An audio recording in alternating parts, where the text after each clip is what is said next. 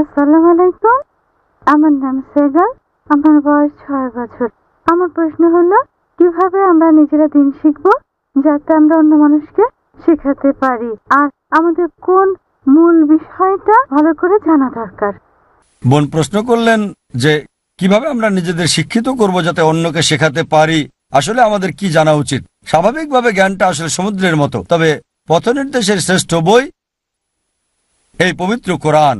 আমি বলবো যে আপনি পবিত্র কোরআনের অনুবাদ বুঝে পড়েন, সেটাই সবচেয়ে ভালো।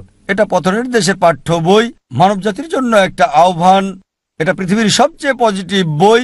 এটা জ্ঞান এবং দয়ার ঝর্ণা ধারা। এটা উদাসীনদের প্রতি সতর্কবাণী, পথহারাদের পথপ্রদর্শক, সন্দেহবাদীদের সন্দেহ দূরকারী, দুঃখীদের জন্য সান্ত্বনা, হতাশাগ্রস্তদের জন্য আশা। পথ খুঁজে পাওয়ার জন্য শ্রেষ্ঠ বই হচ্ছে এই পবিত্র কোরআন।